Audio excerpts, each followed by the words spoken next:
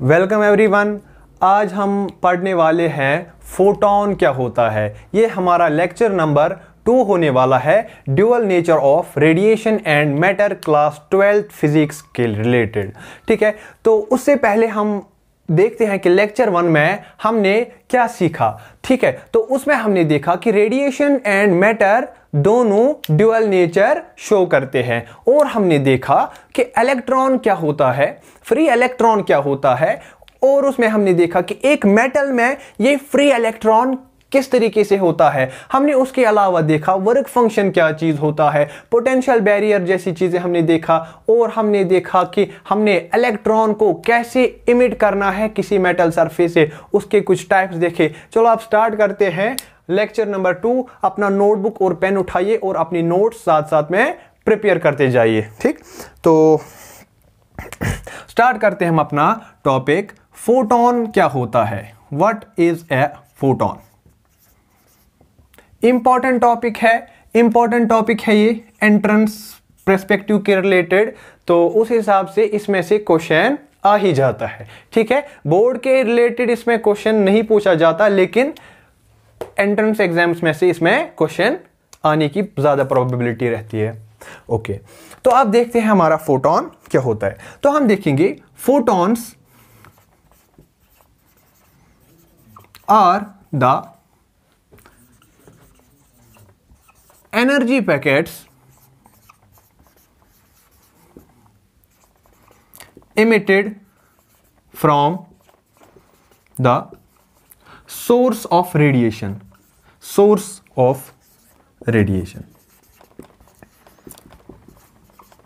ठीक है, तो ये एक रेडिएशन के सोर्स से इमिट होते है। जैसे हम मानते हैं कि सन एक रेडिएशन का, इलेक्ट्रोमैग्नेटिक रेडिएशन का एक सोर्स है, और वहां से ये फोटॉन्स, एनर्जी पैकेट्स निकलते हैं और हम तक पहुंचते हैं। जैसे करके तुम लोगों ने वाटर बलून से खेला होगा, जो वो भी एक छोटा सा पैकेट रहता है, उसमें एनर्जी भरी हुई होती है, और वही पैकेट्स नीचे करके आते हैं। ठीक है, और वो वेव्स, जो वो फोटॉन्स है, दो तरीके से हम तक पहुंचते हैं। जैसे अगर तुम लोगों ने गार्डन में देखा होगा, पानी देते हुए पाइप हाथ में है, और जब तुम पाइप हाथ में रखते हो,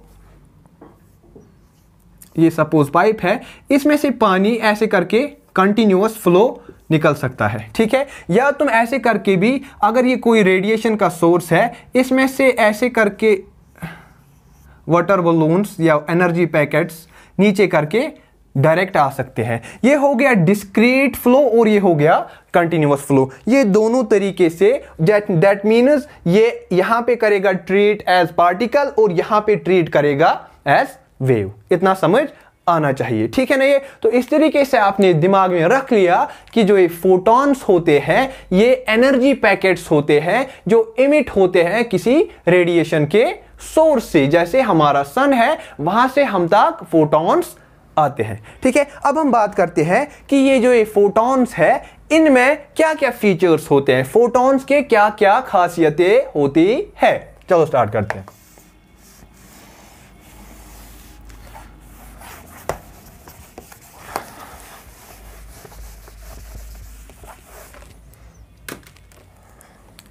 ओके, तो पहले बात करते हैं फीचर्स ऑफ फोटॉन्स। ये फोटॉन्स का क्या क्या फीचर रहता है।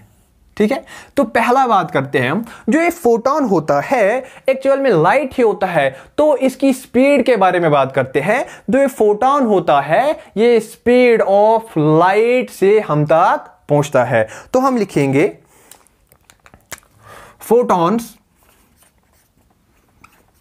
ट्रैवल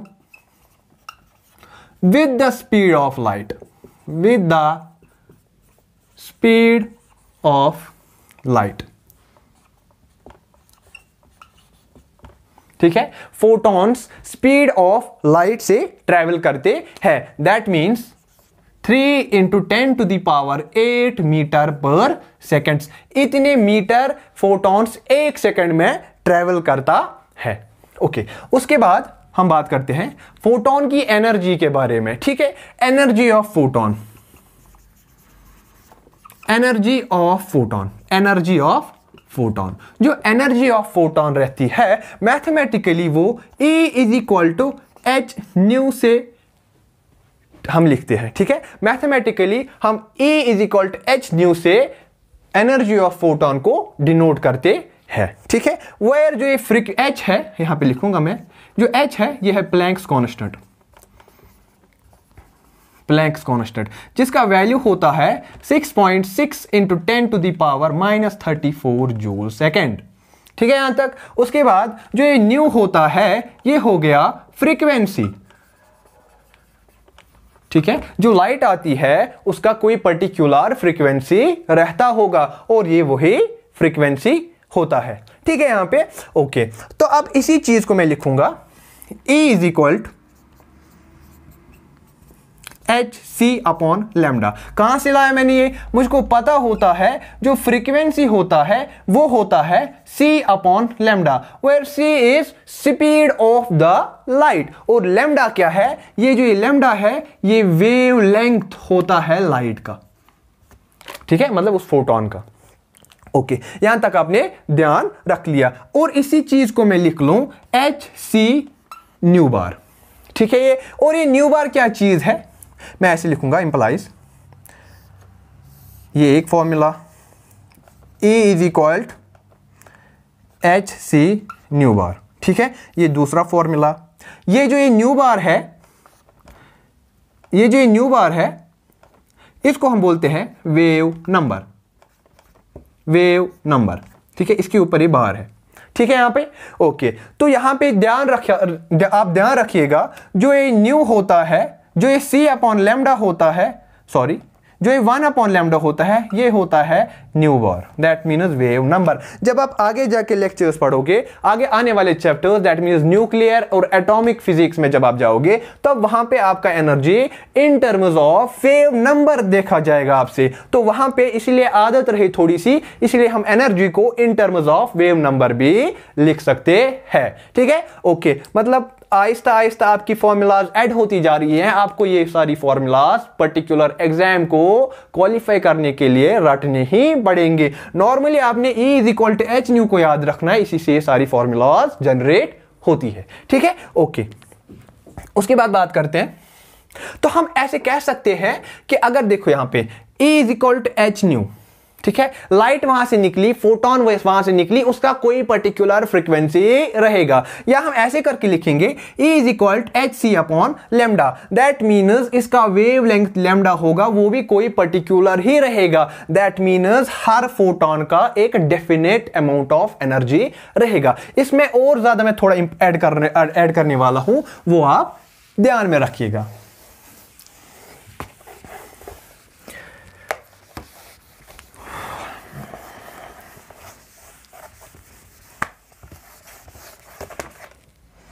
ठीक, ओके, मुझे पता है E is equal to H c over lambda, this is Planck's constant, this is speed of light and this is wavelength of the photon. Okay, मैं इसको इसी चीज से लिखूंगा, अभी तो मैंने लिखा था यहां पे प्लैंक्स कांस्टेंट का value, that means 6.6 into 10 to the power -34 into C का value 3 into 10 to the power 8 divided by lambda. Okay, yes, ठीक है। तो अब बात करते हैं, तो इसको मल्टीप्लाई कर लेते हैं, ठीक है। तो आप मल्टीप्लाई कर लीजिए अपनी जगह, मैं मल्टीप्लाई कर लेता हूं 6.6 into 3, that would be equal to 19.8 into 10 to the power -34 और ये +8 डिवाइडेड बाय लैम्डा, ठीक है। ओके, अगर यूनिट देखा जाएगा, इसका यहां पे यूनिट था जूल सेकंड, इसका था मीटर पर सेकंड, सेकंड और सेकंड गया, दैट मीन्स जूल और मीटर में अभी तक हमारा रिलेशन आ रहा है, ठीक है। ओके, तो यहां पे बात करते हैं क्या आया यहां पे 19.8 into 10 to the power -34 and +8, that would be equal to -26, ठीक है। अभी तक हमारा आंसर ये आया, ठीक है यहां तक? ओके, अब मसला, अगर मैं इस चीज को इलेक्ट्रॉन वोल्ट में कन्वर्ट कर लूं, अगर मैं इस चीज को इलेक्ट्रॉन वोल्ट में कन्वर्ट कर लूं, दैट मींस इसको मुझे यहां पे भी इलेक्ट्रॉन वोल्ट मल्टीप्लाई करना पड़ेगा और यहां पे भी इलेक्ट्रॉन वोल्ट मल्टीप्लाई करना पड़ेगा। ठीक है, तो मैं देखूंगा, as we know that 19.8 into 10 to the power -26 electron volt divided by lambda, और एक ये 1 इलेक्ट्रॉन वोल्ट है एक्चुअली यहां पे। ठीक है, और 1 इलेक्ट्रॉन वोल्ट कितना होता है? 1.6 into 10 to the power -19। Okay, तो अभी तक तो देखा था ना आपने, जूल था यहां पे, तो ये वाला जूल और मीटर, ये वाला जूल और ये वाला जूल आपस में कैंसिल होगा, तो यहां का जूल और यहां का जूल, इसके साथ और एक मीटर भी था। ठीक है ना, तो ये जूल गया। अब मैं इस चीज को डिवाइड कर लेता हूं। ठीक है, 19.8 डिवाइडेड बाय 1.6, तो आंसर में आ रहा है, यहां पे 12.375 divided by lambda into 10 to the power -26। ये ध्यान रखिएगा आप, यहां पे जो ये 10 टू दी पावर -19 है, ऊपर जाएगा तो वो प्लस में आ जाएगा। ठीक है ना, ये नॉर्मल मैथमेटिक्स। ठीक है, ओके, ऊपर में बचा मीटर। ठीक है, और ये इलेक्ट्रॉन वोल्ट्स में आ गया अब। ठीक है यहां तक? ओके, अब हम देखते हैं इसी चीज को। 12.375 इज राउंडेड टू 40 और 400, यू कैन राइट दैट। ठीक है, लिख सकता हूं मैं 375 को मैं राउंड कर देता हूं 400 की ओर, इंटू 10 टू दी पावर कितना बचा यहां पे? -26 plus 19, that would be equal to -7। ठीक है, ये मीटर बना डिवाइडेड बाय लैम्डा। ठीक है यहां तक? ओके, अब बात करता हूं मैं, अगर ये पॉइंट, डेसिमल पॉइंट जो है, अगर ये राइट की ओर शिफ्ट होगा, जितने डिजिट से राइट की ओर शिफ्ट होगा, उतने डिजिट से पावर जो होगा यहां पे वो लेफ्ट की ओर शिफ्ट होगा। If this point is shifted towards right, then the power will shift towards left. तो इंपॉर्टेंट पॉइंट है ये, आप ध्यान दीजिएगा यहां से। तो जो ये पॉइंट है, मैं ये यहां पहुंचा दूंगा। ठीक है, तो मैं लिखूंगा 1240 और ये पॉइंट और ये 0। ठीक है, normal mathematics divided by lambda. ठीक है, डिवाइडेड बाय लैम्डा, और जो ये 10 टू द पावर -7 है, यहां पे क्या लिख सकता हूं मैं इसको? ये -7, ये पॉइंट मैंने किया 2 डिजिट से राइट की ओर शिफ्ट, तो जो पावर है वो 2 डिजिट्स लेफ्ट की ओर शिफ्ट होगा। 2 डिजिट्स लेफ्ट की ओर शिफ्ट होने का मतलब वो और ज्यादा माइनस की ओर चला जाएगा। That means I can write -2, तो मैं लिख सकता हूं, और ये मीटर था। ठीक है, मैं लिख सकता हूं 1240 into 10 to the power -9 metre divided by lambda लिख सकता हूं मैं। अगर ये ध्यान दीजिएगा, 12th के स्टूडेंट्स हो और आपको पता होगा 10 टू दी पावर -9 मीटर कितना होता है, कोई तो रिलेशन होगा ना इसका किसी के साथ। ठीक है, नैनोमीटर शायद। ठीक है ना, ये नैनोमीटर होता है। दैट मीन्स अगर तुम्हारा लैम्डा नैनोमीटर में होगा तो तब तुम्हारा रिलेशन क्या बनेगा वो देखते हैं हम। ठीक है, ये रब कर लेता हूं मैं ये।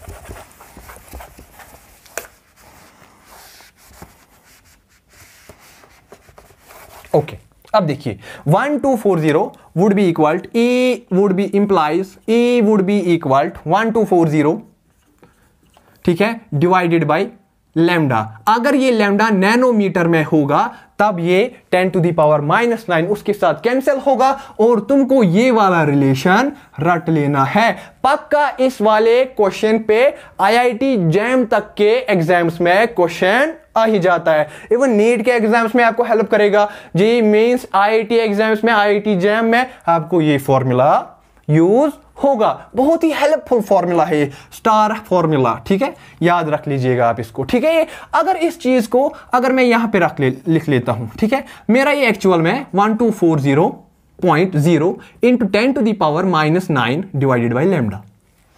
ठीक है। नैनोमीटर की जगह अगर मेरा वैल्यू लैम्डा का एंगस्ट्रम में दिया होगा तब कहां से मैं इसको और इसको 10 because 1 nanometre is equal to 10 to the power -9 metre और 1 angstrom would be equal to 10 to the power -10 metre. ये वैल्यूज आप रट लो, ठीक है ना। ये कॉपी के फ्रंट पेज पे लिखा करो, ये उससे ये आपको याद हो जाएंगे, ठीक है। ओके, देखते हैं इस चीज को। हाँ जी, तो अगर मैं इस पॉइंट को और एक डिजिट राइट की ओर शिफ्ट करूं, अगर मैं इस पॉइंट को राइट की ओर शिफ्ट करूंगा तो पावर लेफ्ट की ओर शिफ्ट होगा। तो मैं इसको लिख सकता हूं E वुड बी इक्वल 1240, ये पॉइंट यहां जाएगा तो और 0 जाएगा into 10 to the power -10 metre divided by lambda. That means ये हो गया एंगस्ट्रॉम अब हो गया। तो मैं लिख सकता हूं और E would be equal to 12400 divided by lambda angstrom. अगर लैम्डा एंगस्ट्रॉम में होगा तो ये फॉर्मूला यूज करेंगे आप, और अगर वेवलेंथ नैनोमीटर में दिया गया होगा तो आप उस टाइम पे एनर्जी के लिए ये फॉर्मूला यूज कर लो, रट लो ऐसे 1240 और 12400, ठीक है ना। ये ऐसे करके रट लो, ये ठीक है, ये एनर्जी का वैल्यू रहेगा, ठीक है ना। तो इससे पता चलता है that is energy had got definite value, ठीक है। तो इस तरीके से ये हमारा और एक पॉइंट ऐड होता गया, ठीक है ना। मजा आ रहा है ना इस टॉपिक में? ठीक है, लिख लिया होगा आपने, तो अब कर लेते हैं।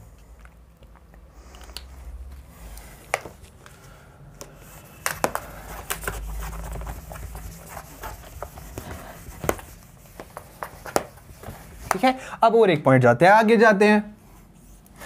पॉइंट नंबर 3, जो ये फोटोन होता है, आपने देखा कि स्पीड ऑफ लाइट से चलता है, energy is equal to E is equal to h nu होता है, और जो ये फोटोन होता है, photon has zero rest mass.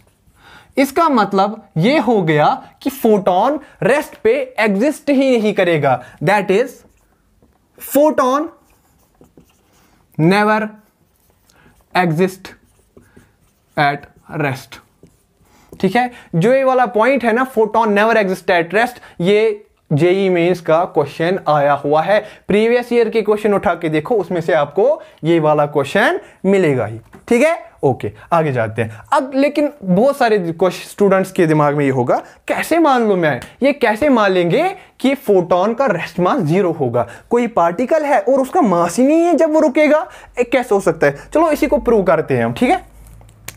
Proof, ठीक है। तो मैं एक पार्टिकल को कंसीडर करूंगा जो स्पीड ऑफ लाइट से भागता होगा, ठीक है। मैं बोलूंगा let we consider a particle of mass m moving with speed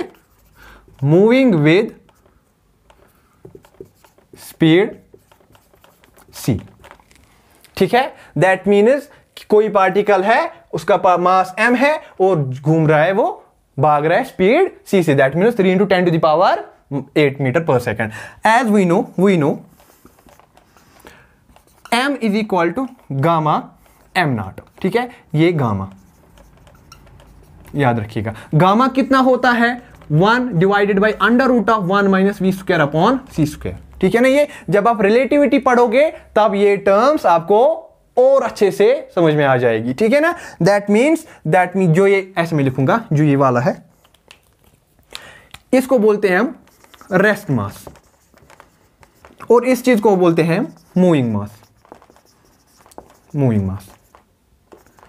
ये इंपॉर्टेंट फॉर्मूला, ठीक है।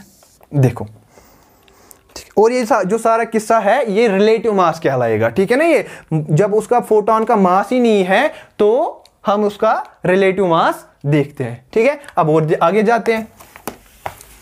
अभी तो हमारा वैल्यू 0 आया ही नहीं, फोटोन का रेस्ट मास 0 आना चाहिए, ठीक है। अब देखो, मैं इस चीज को ऐसे लिखूंगा, m is equal to gamma की जगह 1 divided by √1 - v² upon c² और इंटू m नॉट लिख सकता हूं मैं।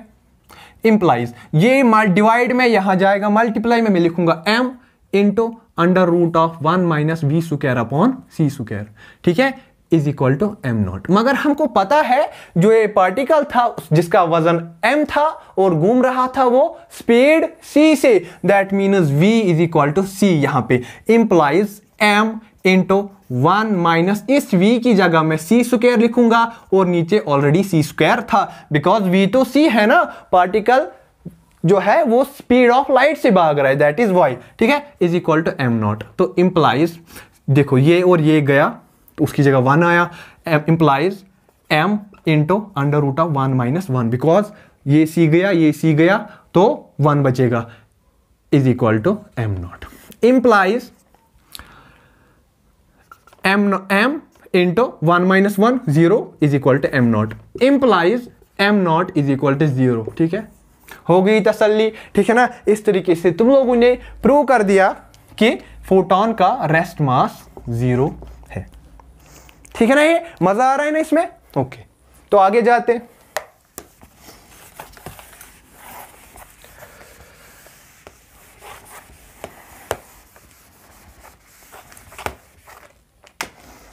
ओके,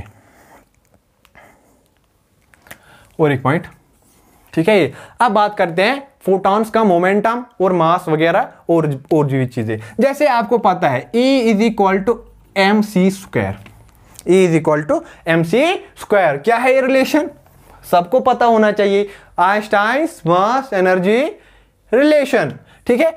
इसका मैं पहला नाम रख लेता हूं। और एक फॉर्मूला भी आप जान रहे थे, E is equal to h nu, ये भी एनर्जी का फॉर्मूला, ये भी एनर्जी का फॉर्मूला, दैट मीन्स ये वाला एनर्जी का फॉर्मूला तब लगता है जब तुम्हारा रिलेटिविटी होगा, कोई पार्टिकल स्पीड ऑफ लाइट से घूम रहा होता होगा, ओके। अब देखो मैं इक्वेट करता हूं दोनों को, इक्वेटिंग 1 एंड 2, ठीक है यहां तक। अब मैं दोनों को इक्वेट, ये भाई साहब बोल रहा है E is equal to m c square होता है और ये वाला भाई साहब बोल रहा है E is equal to h nu, मानेंगे किसका, दोनों का तो सही है ना। तो मैं इनको इक्वेट करके देखता हूं, m c square would be equal to h nu, लिख सकता हूं मैं, इसी को ऐसे लिख सकता हूं,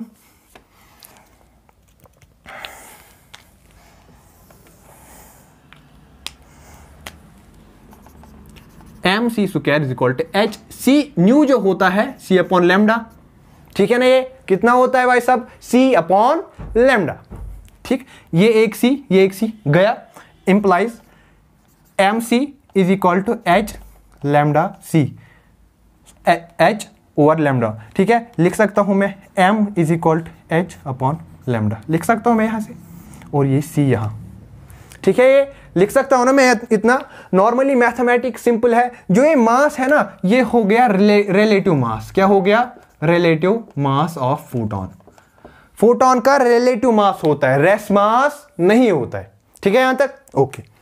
अब इसी चीज को देखो, यहां पे मैं लिख लेता हूं, इसको लिखूंगा मैं 3 और इसको मैं लिखूंगा 4, इक्वेशन 4। नाउ फ्रॉम इक्वेशन 4 क्या है वो, m C is equal to h over lambda, ये एच बताएंगे सारे क्या है, अरे भाई बोलो, ये एच प्लैंक्स कांस्टेंट है, 6.6 into 10 to the power minus 34 joule second, okay. अब देखो if C similar to V, अगर C हमारा V होगा, मान लेते हैं हम, ठीक है ना, सपोज करो, ठीक है ना, ये C हमारा V हो, स्पीड ऑफ लाइट, ये V तो V भी तो स्पीड ही है ना, अगर मैंने इसको एज्यूम कर लिया, अब मैं इसकी जगह देयरफॉर m, इस C की जगह मैं V डालूंगा, is equal to H upon lambda. जरा ये ध्यान में दीजिएगा, अब ये जो ये mv है, ये जो ये mv है, ये किसी को ध्यान में आ रहा है अभी तक, ये mv क्या है, ये होता है मोमेंटम ऑफ ए पार्टिकल, ये pv, p is equal to mv पढ़ा है ना। Momentum is defined as product of mass and velocity, तो मैं इसकी जगह लिखूंगा p is equal to h over lambda, this would be the momentum of photon, momentum of photon, ठीक है। तो ये हो गया फोटोन का मोमेंटम, यहां तक समझ में आया। और पॉइंट्स आगे लिखते हैं, या हम इसी से भी पता करेंगे कि फोटोन का भी डेफिनेट मोमेंटम होगा। ये भाई सब तो कांस्टेंट है, ये लैम्डा हर किसी फोटोन का एक पर्टिकुलर होता है, दैट मीन्स ये कांस्टेंट ही रहेगा। ओके, आगे बढ़ते हैं। तो क्वेश्चन आएगा calculate the momentum of the photon. घबराने की बात नहीं, इधर उधर इक्वेट करना है, बात खत्म। ठीक है ना यहां तक? ओके, अब और देखते हैं।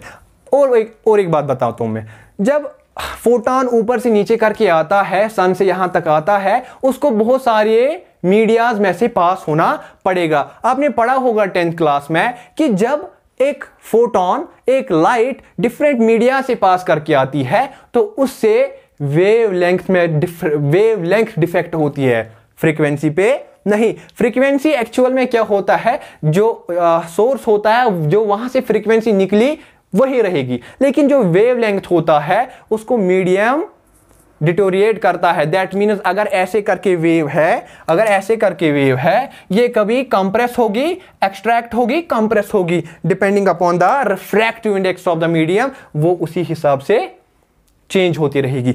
अगर फ्रीक्वेंसी सेम रहेगी, वेवलेंथ चेंज होगी, जिसकी वजह से जो फोटोन का वेलोसिटी वो चेंज होगा। ठीक है ना? ओके, मैं ये पॉइंट लिखता हूं, जो भी पॉइंट था, 4th आई थिंक। हाँ, तो frequency of photon remains same but wavelength gets changed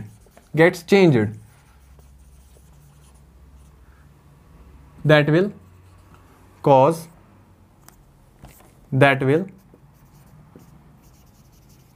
change in its velocity।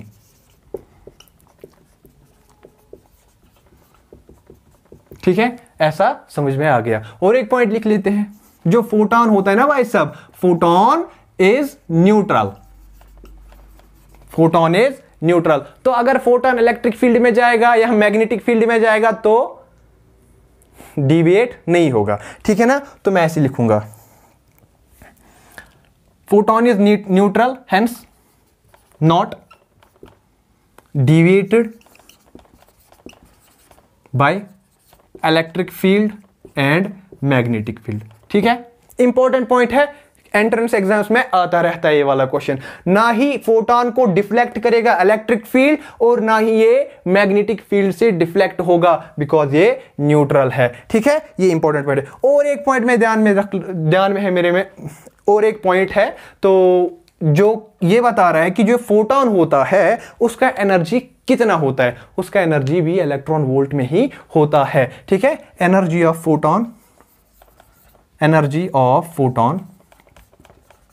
Is in electron volts. कितना होता है? 1 electron volt 1.6 into 10 to the power -19 joule. ठीक है, इंपॉर्टेंट पॉइंट था, ये याद रख लीजिएगा। इस जो ये वाला पॉइंट है ना, एक स्टार पॉइंट रख लीजिएगा। ठीक है, हॉट पॉइंट। ओके, रब करते हैं।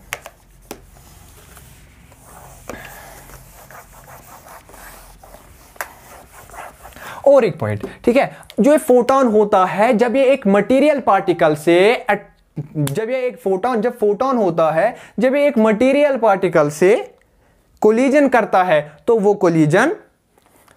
तो जो फोटोन होता है, जब वो एक मटेरियल पार्टिकल के साथ कोलिजन करता है तो वो कोलिजन इलास्टिक कोलिजन होता है। ये इंपॉर्टेंट पॉइंट है। अगर इलास्टिक कोलिजन है जब तक मैं लिख लेता हूं, तब तक आप याद कर लीजिए कि कोलिजन जब इलास्टिक होगा तब कंजर्वेशन क्या बोलता है। ओके, मैं पॉइंट लिखता हूं, लगभग ऑलमोस्ट 5th 6th पॉइंट है ये। ठीक है, there is elastic collision between photon and material particle, मतलब इलेक्ट्रॉन। अगर एक फोटोन इलेक्ट्रॉन के साथ टक्कर खाएगा तो वो कोलिजन जो होगा, तो वो टक्कर इलास्टिक कोलिजन कहलाएगा। ठीक है, वो इलास्टिक होगा। दैट इज बाय कंजर्वेशन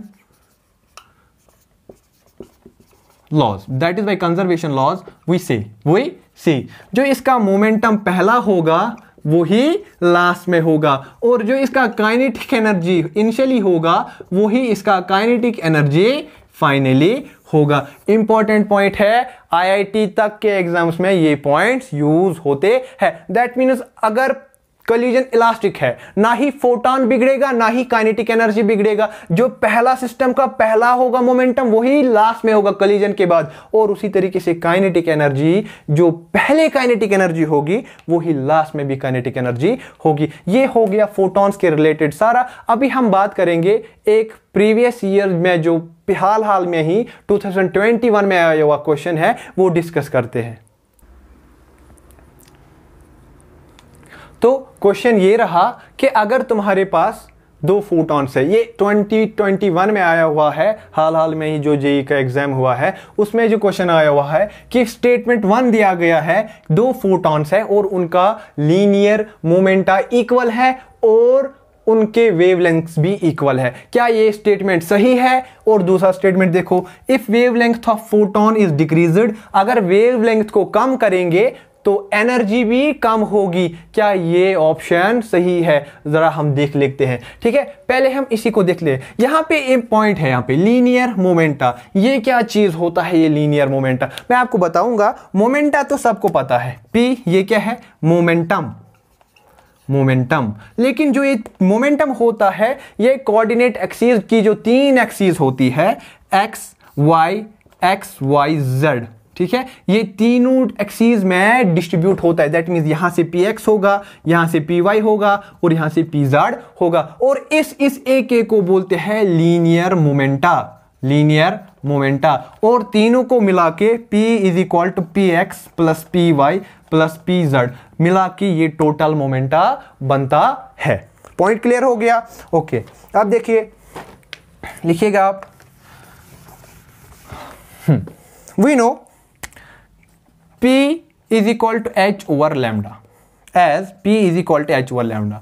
ठीक है ना, ये इंपॉर्टेंट फॉर्मूला था, बोला था मैंने, यही फॉर्मूला से सारे क्वेश्चन होने वाले हैं इस रिलेटेड। ठीक, ओके, अब देखो ये P इस टाइम पे यहां पे Px है, that means Px will be equal to h over lambda.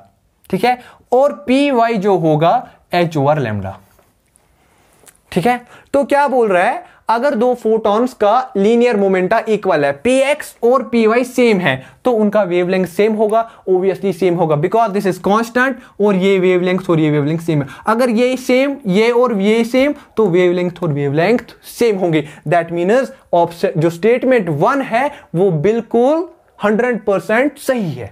ठीक है, ओके, अब देखते हैं दूसरा statement that means statement 1 is true.